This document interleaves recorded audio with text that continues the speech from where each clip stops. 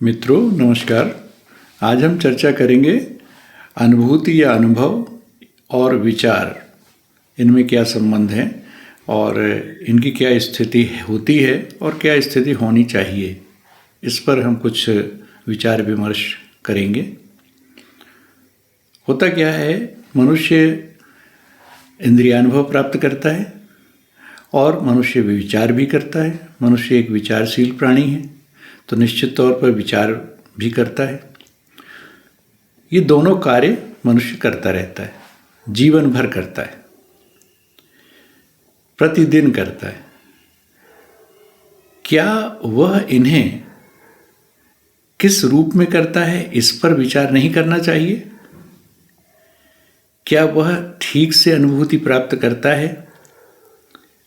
जो अनुभव करता है वह ठीक से करता है, सही ढंग से कर लेता है, पूर्णता के साथ कर लेता है, या अगर नहीं कर पाता तो क्या कारण है?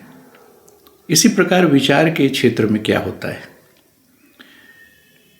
आइए हम कुछ उदाहरणों के साथ इस पर विचार करें।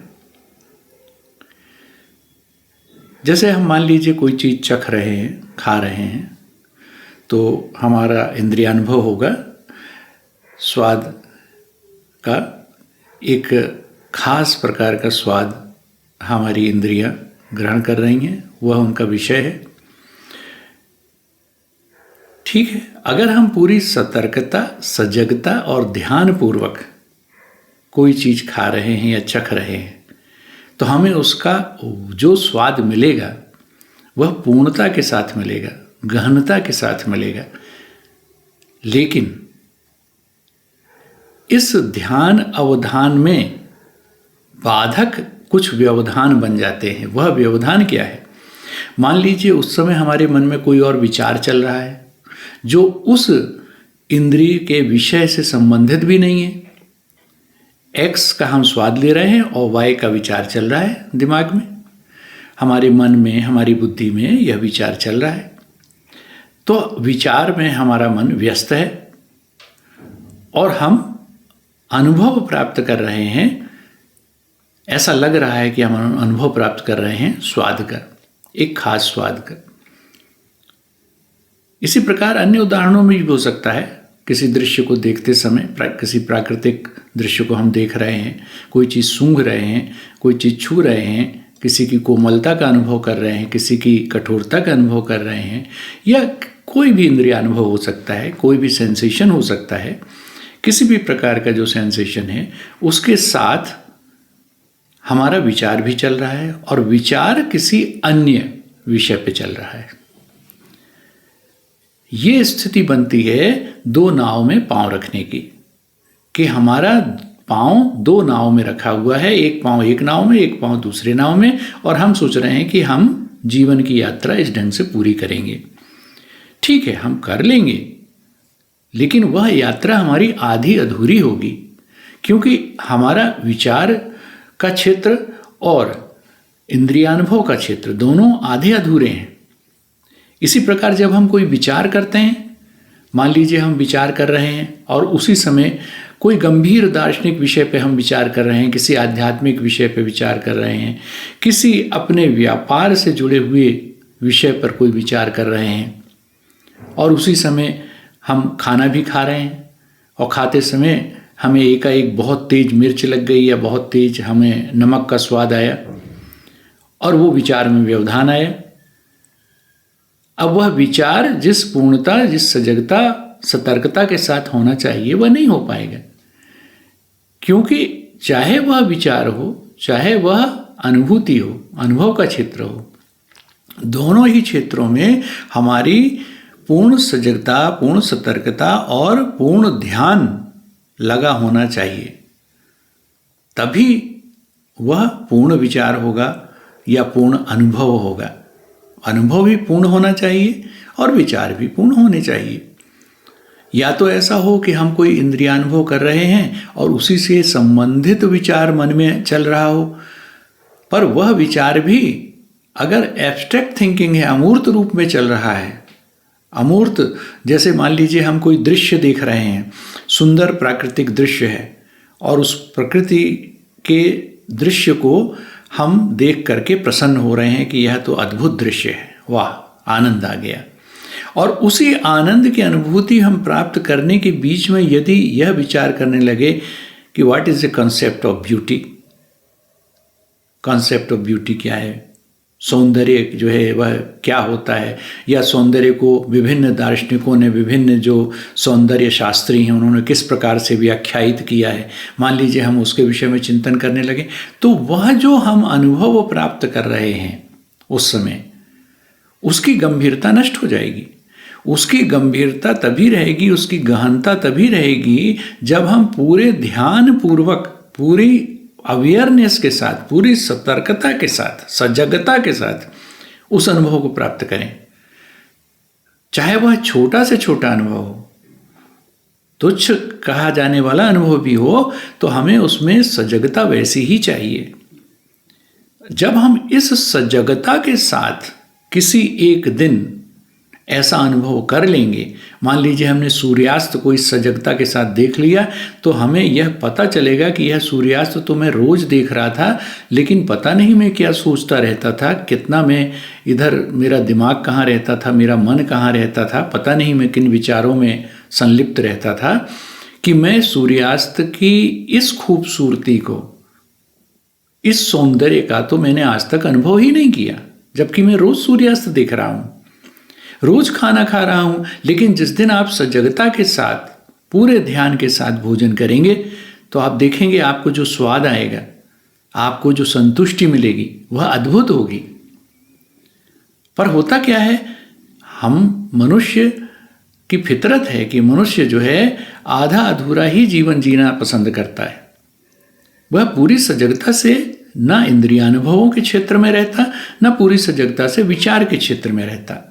अब जब आप विचार कर रहे हैं तो आप सिर्फ विचार कीजिए, विचारों के विषय में विचार कीजिए, ठीक है, उनके डायलेक्टिक पे विचार कीजिए, उनके द्वंद्वात्मक संबंधों पे विचार कीजिए, तो सिर्फ विचार में ही निमग्न रहिए। अब उस समय मान लीजिए आप किसी इंद्रियानुभव के द्वारा व्यवधान उपस्थित हो गया, आप सोचेंगे तो ना आपका इंद्रियानुभव पूर्ण होगा, वह अनुभव पूर्ण होगा, और ना ही वह विचार पूर्ण होगा, वह विचार भी आधा अधूरा रहेगा, पूर्णता के साथ दोनों नहीं होंगे। और वही स्थिति आएगी कि दो नाव में पांव रखने वाली स्थिति आ जाएगी आपकी, क्योंकि एक ही मन है। सजगता तो किसी एक ही, ध्यान तो किसी एक ही चीज पे लग सकता है, एक साथ दो चीजों पे तो लगेगा नहीं, अब वो भी भिन्न भिन्न, एक इंद्रियानुभव है और एक मन और बुद्धि का विषय है। तो ऐसी स्थिति में यह आवश्यक है कि हम किसी भी एक पक्ष में पूरी सतर्कता और ध्यान के साथ समर्पित होकर के, उसमें निमग्न होकर के, चाहे वह सेंसेशन हो, इंद्रियानुभव हो, हमारी अनुभूति का क्षेत्र हो, चाहे वह, अभी मैं धार्मिक अनुभूति और दिव्य अनुभूतियों की चर्चा नहीं कर रहा, मैं यहाँ सामान्य अनुभव की बात कर रहा हूँ, जिसे आप इंद्रियानुभव भी कहते हैं। तो अनुभव और आपका विचार का क्षेत्र दोनों भिन्न भिन्न है, और दोनों को आपको साधना है। जब दोनों को आप साध लेंगे, दोनों को पूर्णता के साथ करेंगे, तब आपको लगेगा कि जिस दिन आप ऐसा करेंगे, आपको लगेगा कि आज का दिन तो अद्भुत था, आज तो मैं पूर्णता के साथ जिया मैंने आज का दिन। तो इसी पूर्णता के साथ हम अपने पूरे जीवन को जी सकें, ये आवश्यक है। तब हमें जीवन में रस पूर्णता दिखलाई देगी, सरसता, अन्यथा हमें संपूर्ण जीवन नीरस जैसा लगेगा, क्योंकि हम स्वयं कैजुअल हैं, स्वयं हम इस तरह से रह रहे हैं कि हम उसे गंभीरता से नहीं ले रहे। अगर हम गंभीरता से नहीं ले रहे तो ये गलती हमारी है। जीवन तो अपने आप में गंभीर है, जीवन में तो गंभीर सौंदर्य है, गंभीर रस है, गंभीर विचार हैं, सब कुछ है, लेकिन हम उसको गंभीरता से लेते नहीं हैं, पूरे ध्यान के साथ नहीं लेते। वह ध्यान जो है हमारा, वह जो अवधान है, जो अटेंशन है हमारा, उसके प्रति पूरा पूरा संपूर्ण रूप से होना चाहिए। अब सोचिए कोई व्यक्ति यात्रा पे जा रहा है, प्लेटफॉर्म में खड़ा है, अब गाड़ी आ गई, गाड़ी पे चढ़ने वाला है, अब भीड़ भी है, जल्दी भी है, 1 ही 2 मिनट का स्टॉपेज है, उसे चढ़ना है, उसने हैंडल पकड़ा, उसके बाद पाँव आगे बढ़ा रहा है, सामने से भीड़ उसे ढकेल रही है। उसी समय मान लीजिए यह तो वह काम कर रहा है अपने इंद्रियों के माध्यम से, चाहे वह कर्म इंद्रिय हो, ज्ञान इंद्रिय हैं, दोनों उसमें लगी हुई हैं। लेकिन उस समय मान लीजिए उसके मन में विचार ये चल रहा है कि पता नहीं मैंने घर में ताला बंद किया है ठीक से कि नहीं। तो अब ये बताइए कि ऐसी स्थिति में जो द्वंद्व उपस्थित हो रहा है उसके अंदर, इसमें क्या हो रहा है, न वह ठीक से ट्रेन में चढ़ पा रहा है, न वह ठीक से यह निश्चित कर पा रहा है कि उसने ताला बंद किया है कि नहीं, ना तो वह विचार के क्षेत्र में सुनिश्चित है, न ही अपने इंद्रिय के जो प्रयास हो रहे हैं इंद्रियानुभव से जुड़े हुए उनके क्षेत्र में सफल है। और ऐसे में एक्सीडेंट की संभावना है, इसमें किसी भी प्रकार की दुर्घटना संभावित है, क्योंकि उसका मन ही अन्यमनस्क है, वो तो कहीं और है। तो ऐसी स्थिति ना आए इसके लिए जरूरी है, और ऐसी घटनाएं हमारे जीवन में प्रतिदिन सैकड़ों होती हैं।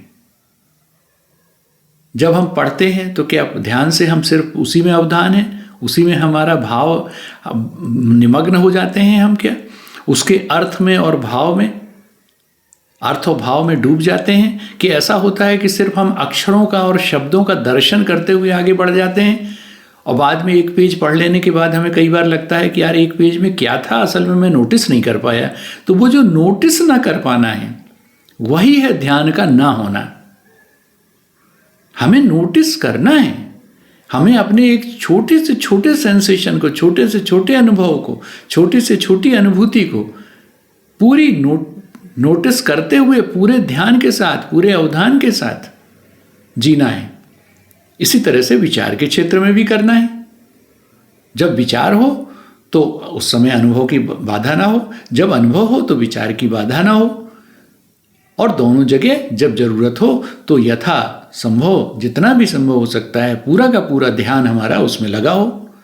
यथा संभव क्या, हम चाहेंगे तो पूरा ध्यान लगेगा, नहीं चाहेंगे तो नहीं लगेगा। हम उसे अगर यूं ही ले लेंगे कि यूं ही जीवन बीत रहा है, यूं ही चल रहा है, कैजुअल वे में ले लेंगे, तो वैसा ही रहेगा जीवन। ये हमारे ऊपर निर्भर करता है कि हम गंभीरता से जीवन को लेते हैं या नहीं। गंभीरता से लेंगे तो हमें सार्थकता जीवन में नजर आएगी, सरसता नजर आएगी, और हम निराश नहीं होंगे, हम डिसअपॉइंटेड नहीं होंगे, हम उदासीनता से मुक्त रहेंगे। औदासीन्य भाव हमारे अंदर नहीं रहेगा, आनंद की अनुभूति रहेगी, रसपूर्णता की अनुभूति रहेगी। छोटी सी छोटी चीज में हमें रस आएगा। एक प्याला चाय भी आप पिएंगे तो आपको उसमें रस आएगा, एक घूंट पानी भी पिएंगे तो उसमें रस की अनुभूति होगी। इसी प्रकार जब आप विचार करेंगे तो किसी विचार में जब पूर्णतया आप निमग्न होंगे, ध्यानपूर्वक विचार करेंगे, तो आप देखेंगे उस विचार का कितना अच्छा विश्लेषण आप कर पाते हैं, कितनी अच्छी समझ के साथ उसको ग्रहण कर पाते हैं, उसके भाव को, उसके पूरे अर्थ को कितनी गंभीरता से ग्रहण कर पाते हैं, यह आपकी समझ में आ जाएगा। उसकी गहनता से आप परिचित हो जाएंगे। तो अवधान की जरूरत है, उस ध्यान की आवश्यकता है। उसके साथ ही हमें इन दोनों को निभाना है, अनुभव के क्षेत्र को भी, विचार के क्षेत्र को भी। ये बात अलग है कि जैसे समाधि की चर्चा होती है या हमने ध्यान और योग में जब चर्चा की है, आध्यात्मिक बातें की हैं, तो हमने वो उस स्थिति की भी चर्चा की है और की जाती है जहाँ विचार शून्यता की बात की जाती है, निर्विचार समाधि की बात की जाती है। वह स्थिति अलग है। लेकिन अभी हम सामान्य जीवन, सामान्य जन की बात कर रहे हैं कि जो सामान्य जन है, एक सामान्य मनुष्य जो विचारशील कहा जाता है, जो चिंतनशील भी होता है और साथ ही अनुभव भी प्राप्त करता है, जिसकी इंद्रियानुभव सामान्य रूप से ठीक ठाक हैं, सक्षम हैं, उसकी हम बात कर रहे हैं। यहाँ हम शुद्ध आध्यात्मिक संदर्भ और समाधि इत्यादि का संदर्भ नहीं ले रहे हैं, सामान्य व्यक्ति की बात कर रहे हैं। सामान्य जीवन को पूरी अर्थवत्ता के साथ जी सकें और पूरे रस के साथ जी सकें, रस पूर्णता के साथ, नीरस हमें अनुभव ना हो।